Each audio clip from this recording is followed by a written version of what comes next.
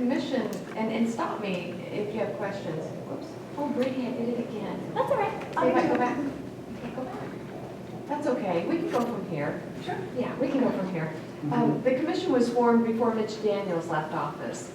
And he appointed 15 members. Becky Skillman and Lee Hamilton are the two co-chairs. And when they were first formed, they had two main objectives. They wanted the celebration to be grassroots. They wanted all 6.5 million Hoosiers to feel like they were a part of it. And that's why we're here today. I'm trying to get the word out. I have traveled to all 92 counties, just trying to help people brainstorm and think of ways that you at the local level can be involved and help celebrate Indiana's 200th birthday. They felt like the best way to do this would be to focus on four main areas: historical celebration, youth and education, community involvement, and nature conservation. Do any of you know what the legacy is that was left behind from the Bicentennial celebration? It's a big one. It's our state park system. So with that in mind, one of their other objectives was to leave a legacy. So we not only want to celebrate our history, we want to look forward and as we celebrate, think of ways that we can also leave a legacy. Are you saying that was the first state park? Indiana's first state park was formed in 1916, yes. And our state flag was also adopted that year too. Okay, so we had parks before the state did.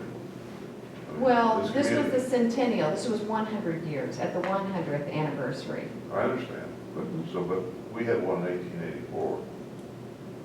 But the state park system, I think. The state park system City was park. formed. Yeah. Yeah, okay, I I'm believe it was sorry. Lieber State Park, I believe was the first Oh, official really? state park. And other states have used our model to model their state park system since then. Okay, thank you. The commissioners met and approved signature projects, and this is a list of the projects that we as the commission are overseeing. The Nature Trust, I'll get into that in more detail here in a minute.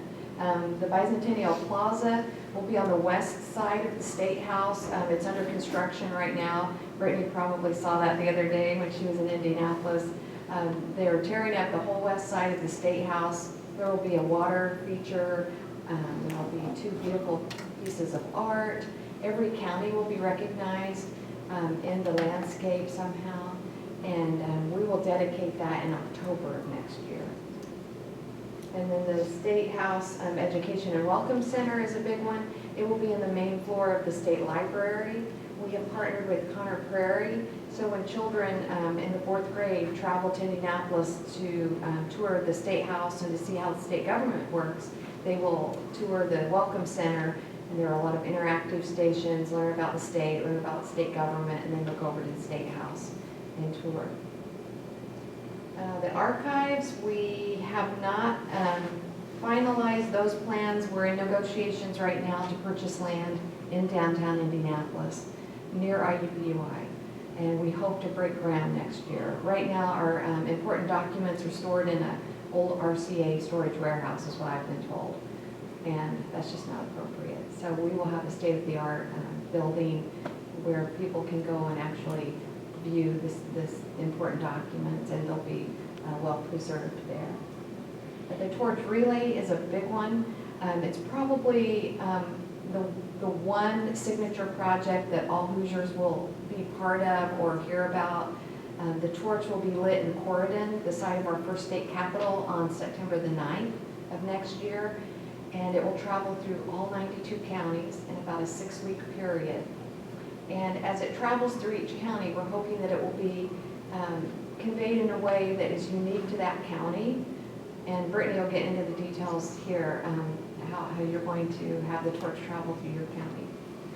It will end at the State House on October the 15th, where we are planning the Hoosier Homecoming celebration. It will be free to the public.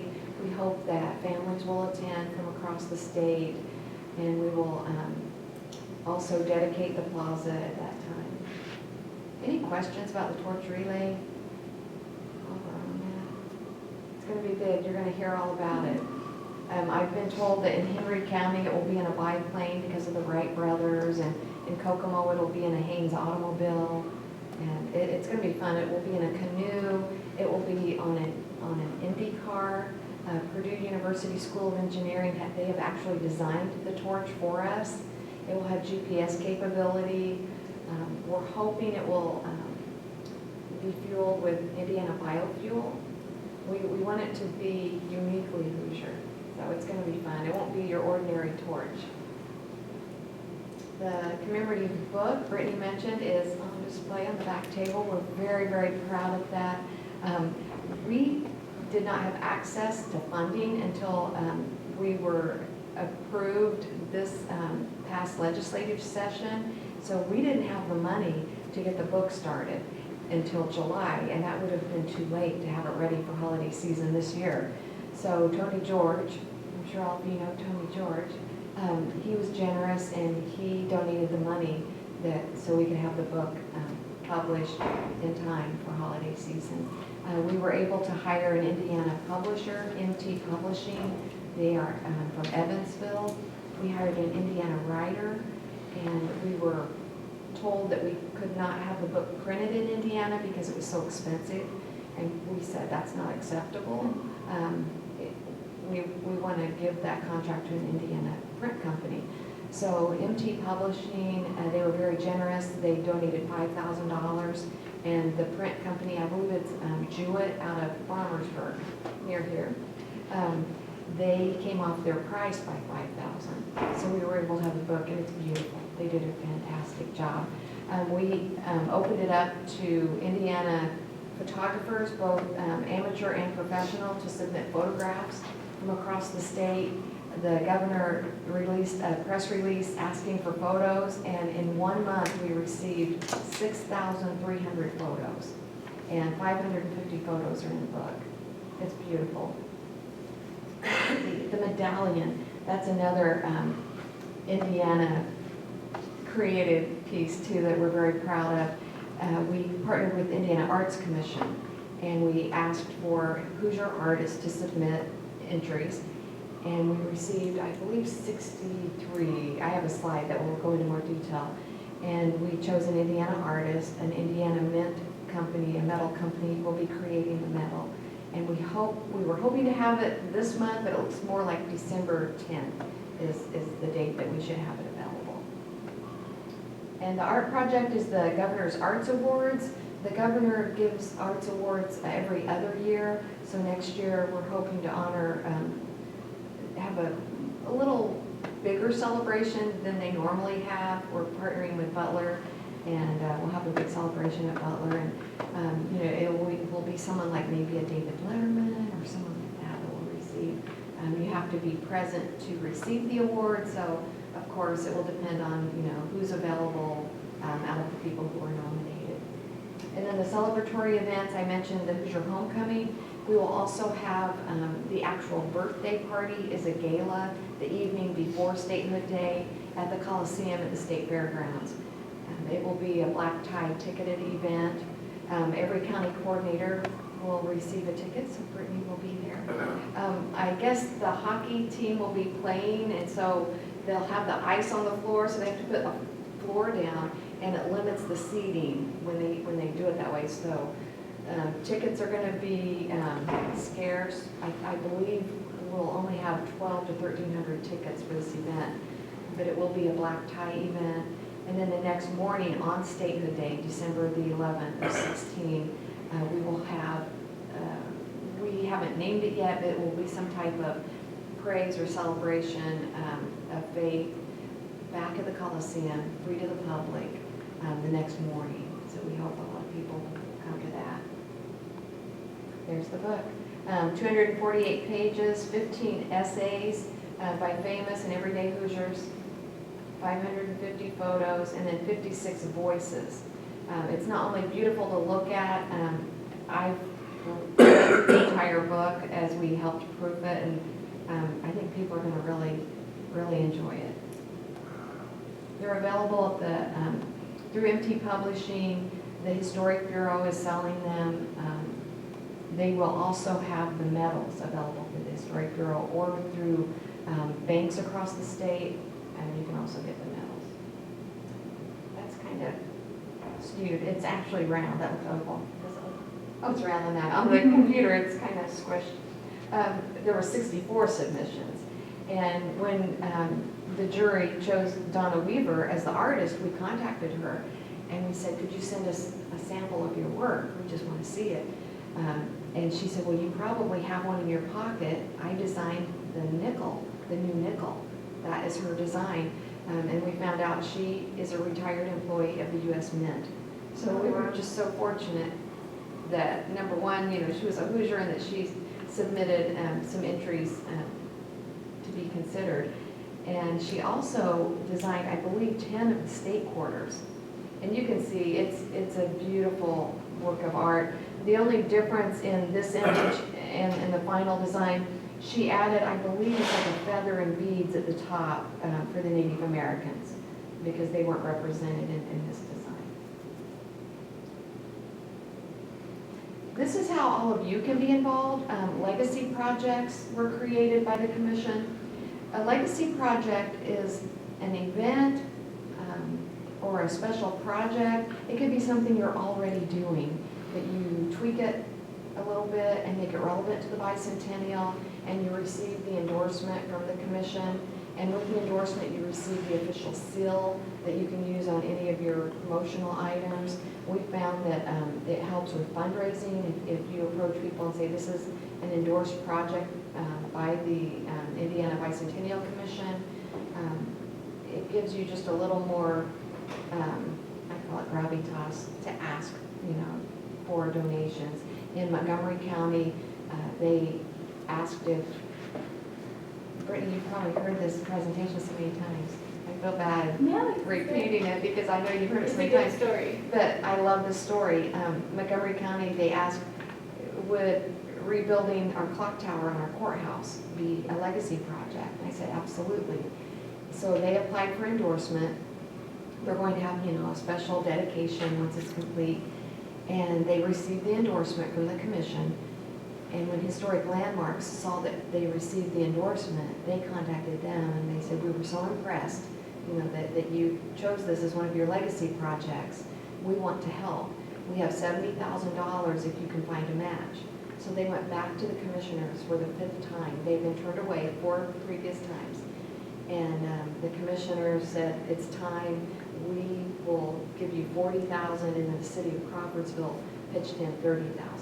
So they're doing something really big. Some counties are just simply endorsing the parades and festivals that they already host. They're maybe having a reenactor or a guest speaker, or they're theming their event with the Bicentennial theme. Elkhart County, they have already had their county fair endorsed as the Bicentennial Elkhart County Fair. The state fair will be endorsed, and it will be themed with the Bicentennial theme next year also. Do you have any questions about legacy projects? Your church, any civic groups you're involved in?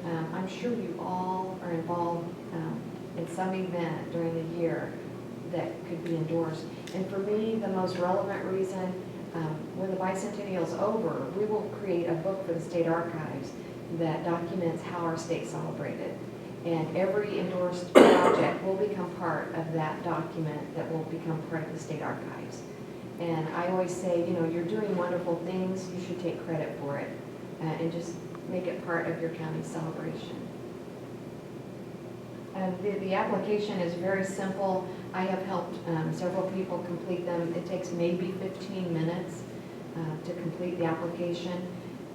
You need a letter of support. That can just be a simple paragraph from someone prominent in your community, just a commissioner or the mayor, just stating that they support your efforts as you celebrate the Bicentennial. We've already discussed this. And everything is on our website, indiana2016.org. You can complete your application online. You can print it, fill it out, mail them in. You can call me. I'll come and pick it up. I'll help you out in any way I can. I have several projects listed. I won't read through all of them, but just for example, in Orange County, they had a fire on their downtown square, and when the construction company, when they were in town, they had this vacant lot where they had their trailers and such, and when they left town, when the job was complete, they were left with this lot, and so they have created Bicentennial Park, and that is a legacy project. North Manchester really went all out, and they have branded their celebration as Bicentennial. You know, the bison is on our state seal, and the two civic groups teamed up. One group purchased life-size bison. They're going to have school children paint historic images on the bison, and then the other group is going to weatherize them and place them around town. Pike County, this is another example of a committee that did something extra. They purchased Indiana authored books and books about Indiana and donated them to the local schools. Pike County has a lot of really neat projects. They have a tractor club, and the tractor club got on their tractors with a video camera, and they did a little tractor ride through the county, and they documented areas that are no longer obvious to what they were in the past. And they'll go past an area and they'll explain, this is where the mill used to be, and it's a really, really nice piece of their county's history, and they've made it available to the public.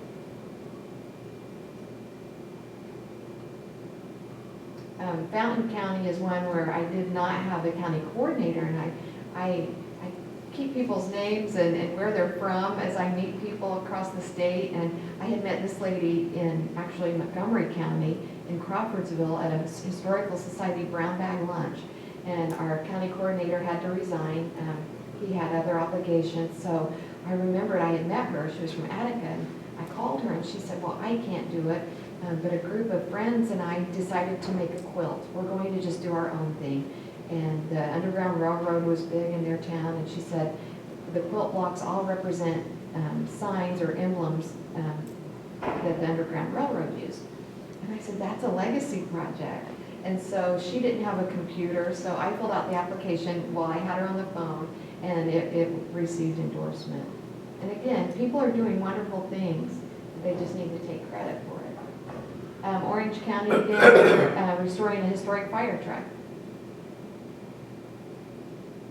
We have over 600 legacy projects, so you can imagine, I mean, this doesn't even scratch the surface. They are all listed on our website. You can search by theme if you maybe, what with your bike park? If someone is a bike enthusiast, they could just do a search on bicycles or bike, and they will find that, you know, the bike park has been endorsed. That's really all I have. It's just more about the legacy projects. One really big legacy project is this Cope Environmental Center in Centerville Children's Park. Every school-aged child next year will receive an honorary deed to a piece of land. I always go like this because I'm sure it's not going to be a very big piece of land, but they will own that piece of land forever. That will be their deed. And they've also created interactive stations at the park where teachers can bring children on field trips to learn about the environment, and they realize not everyone is going to be able to justify a field trip to Centerville. So now they have teamed up with parks across the state, and all of those parks have received endorsement, and they are duplicating the interactive stations in all of these different parks across the state. So every school will be within driving distance so they can take a field trip and learn more about the environment. Any questions? Okay, well, I'm going to turn it over to Brittany. And Brittany, I'm going to let you take me out of this because I don't want to mess up. There you go.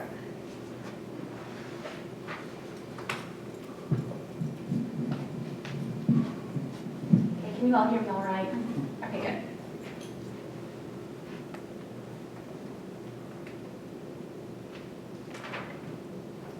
So Renee talked a lot about what the state level initiatives are, so I'm going to kind of localize that perspective to Vigo County and Terre Haute, since Terre Haute will also be celebrating its 200th birthday in 2016, which is really exciting. We're one of the largest communities actually celebrating along with the state. So what we've done is created the library as Bicentennial headquarters, so that way folks in the community can find information about what's happening at the state level, what's happening at the county level, and the city level right here at the library, since there is so much activity going on. So Renee mentioned legacy projects, and Vigo County, I believe, has 18 now. One of the largest ones that I think many of us have heard about is the Griffin Bike Park. Karen Pence suggested to the Griffin family that they endorse this as a legacy project, and she was thrilled to see, we talked a little bit about this at our commission meeting last week, but she was thrilled to see that they did follow through with that, and we're really excited about the impact that that will have on the community. We have a lot of nature trust projects, DNR projects. Vigo County and Terre Haute Parks Department have a lot going on with land around the Wabash River and around Wabashiki. There's a project going on at Dobbs Park, so everybody's kind of getting involved with the nature trust projects, which is really exciting.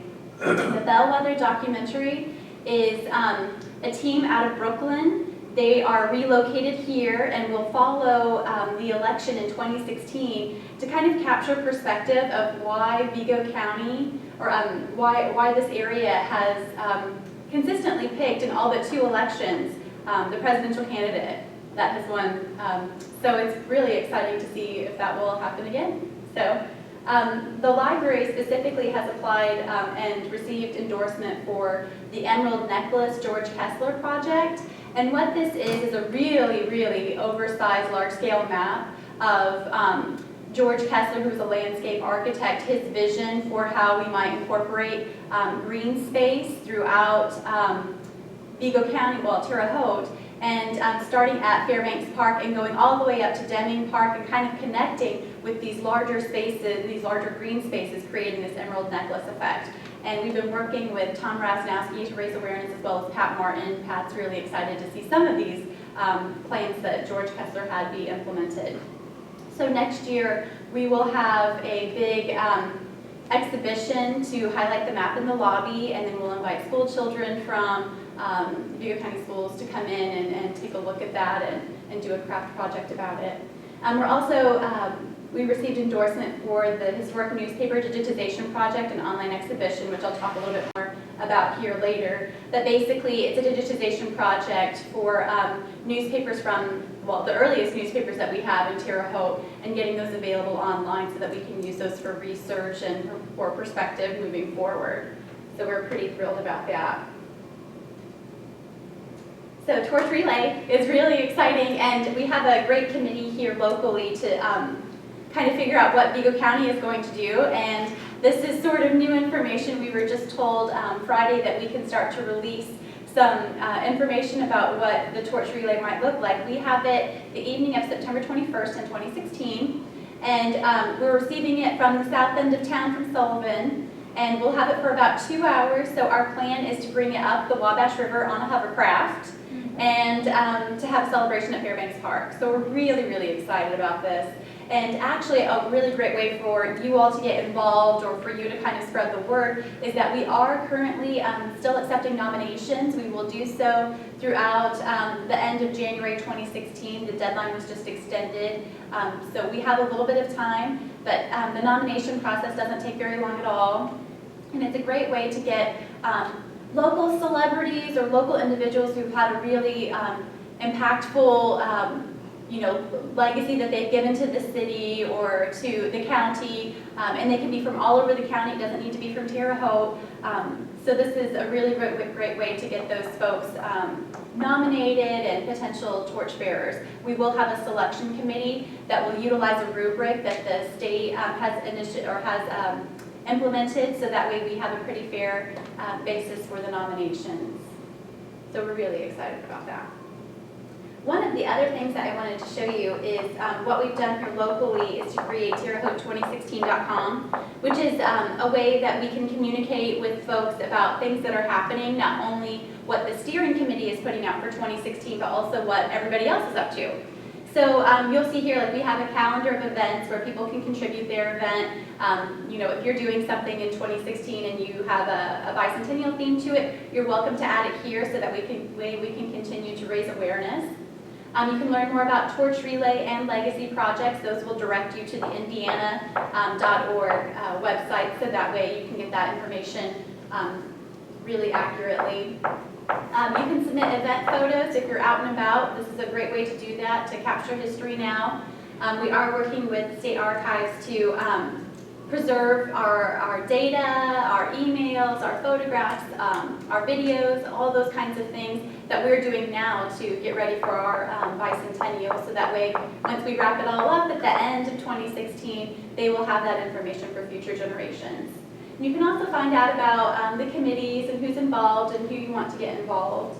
Down here is, again, the Historic Newspaper Project. And just to kind of show you, this is what we're doing with the newspapers, again, from some of Terre Haute's earliest newspapers, and we'll likely be doing this with a couple of other collections. We're looking at adding an online exhibition for prominent Terre Haute residents, utilized from some of our articles in the Tribune Star, and then additionally, we're looking to add some information on here about the Lost Creek settlement, so that way we can make sure we have African American settlement in this area documented. And that'll be really great. We've worked really hard on that one, so we're excited about it. One of the other things that we've done is to try to utilize social media and build that campaign to be really effective. So what we're seeing is that, especially on Facebook, we have our staff posting photographs of historic Terre Haute locations, events, those kinds of things. And we're seeing people starting to get really excited about it. They're sharing information, they're liking it, and sharing it with family members, and then they're making comments about, oh, I remember, this building, I remember going there, those kinds of things. We're also using it as a way to encourage people that, again, when they're out in 2016, or when they're making plans, when they're building plans, to share those photographs on Facebook or Pinterest, so that way we can make sure we're capturing history now. And we're additionally using it as a way to feature highlights from legacy projects as well as events. So, for example, if you have an event, we will try to feature it on Facebook and get the word out through there. If you have a legacy project, we're trying to go through the list and feature those on here too, so that way we can raise awareness where people are. So if they don't catch it on the website, perhaps they'll catch it on social media. So we have a pretty dedicated team to make sure that we get the information out as best we can. So at this point, that's the website and social media and some of the initiatives that are happening at the local level. One of the things I did want to mention is that the Terre Haute Steering Committee is planning to host some events for Terre Haute celebration in 2016, likely in September and October. We're looking at a couple of different things, like a local gala to celebrate, and then also perhaps a Founders Day picnic. We're hoping to kick all of this off when the torch comes through. We'll use that as the kickoff for our local celebration as well. Our Founders Day is October 25th, so we'll be kind of wrapping up events around that time at the end of October. So any questions? A lot going on. What do you think, Mike? Has any effort been made to resurrect an oral history project? We've actually chatted a little bit about that, and I think that that's a really good idea. I think that we kind of saw that one of the other communities is doing a project similar to that, and I might talk with Susan over at the Historical Society to see if, right, and maybe even Cinda to see if. Well, of course, Vision and Voices, Yeah. has the capability, and it seemed to me, I tried to get one started about 10 years ago, I think. Okay. I didn't feel like that cooperation. Well, I'll check with Cinda and Susan, because that's a good idea, and that would be another good legacy project too. I spoke with Dorothy Ross, Dee Reed's mother, a little bit yesterday to see if there was interest there in doing an oral history. So we'll see about making a concerted effort to capture some of those, and we reach out to you especially to get some names.